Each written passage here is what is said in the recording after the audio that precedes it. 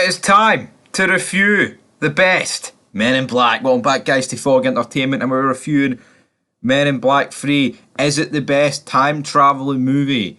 I think it's up there. Like, obviously, like Terminator would be considered time traveling, but no, I mean this isn't better than Terminator, like the first two Terminators. But at the same time, this is still brilliant, man. And you know what? It's weird because we kick off the movie. You know, you've got Will Smith.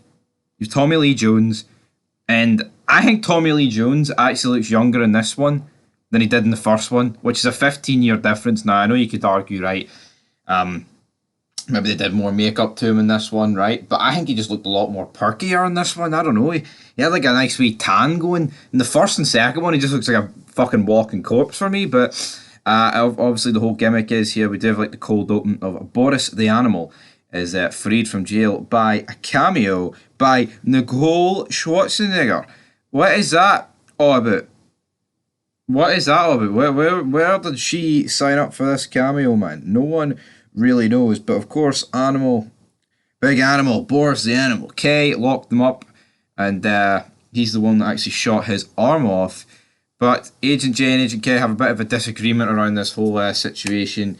He phones him. These two kind of like argue with each other on the phone. And it's sad because these are like the last words that these two share with each other. And because Boris the Animal's been out and the timeline has been altered, K disappears. And Agent J is the only guy who knows about Agent K. He no longer exists in the timeline.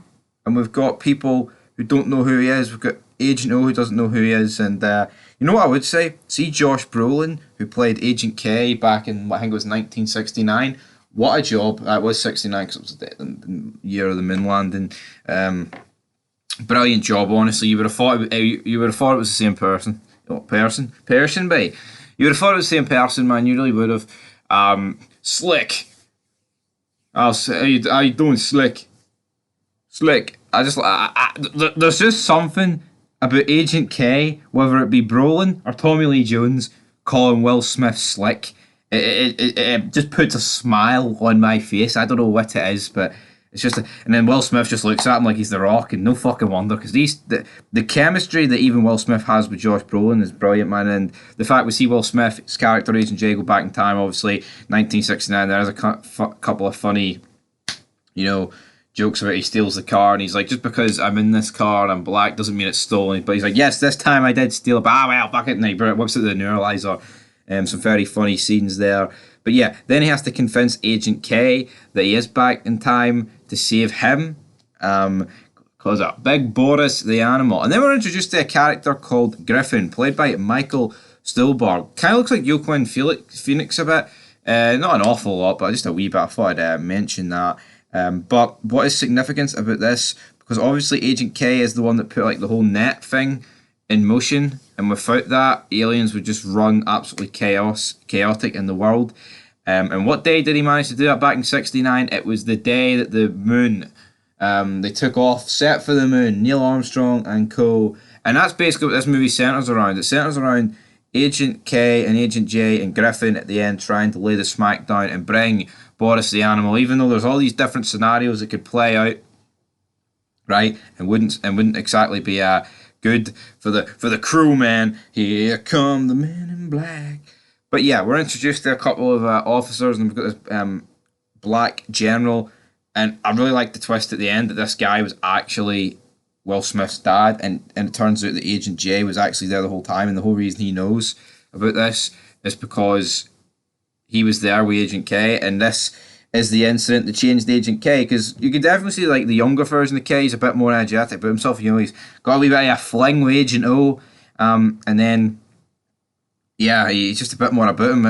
Not that he's clinically depressed in the first and second one and in the alternative timeline, but he's not. But they saved the day. Boris the Animal is killed. Will Smith did take a couple of shots, but then he did the whole time thing and managed to go back and knew what way he would shoot.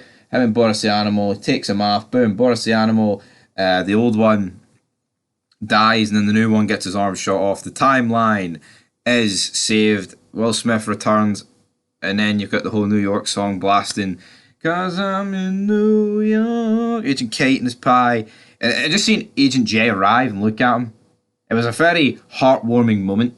These two reunite, and then yeah, embrace. And he's like, yeah, man. And he's like, I know. And then he's like, yeah, I know you know. And he's like, yeah, we all know about the whole thing about his dad, which is you know what, a very perfectly done thing that, you know, actually puts a lot more, like, you know, hindsight back on the original movies. So and then Griffin makes a joke about, oh, if Agent K didn't leave a tip, it's going to have disastrous consequences. And Tommy Lee Jones run back in and he leaves the tip. Brilliant movie. I'm going to get a 9 out of 10. Thoroughly the best Men in Black. You could rewatch this over and over again, guys.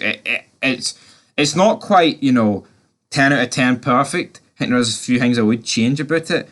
But for me, it hits you right in the emotions. It's a belter of a movie. Leave your thoughts down below. And that is it for Fog Entertainment.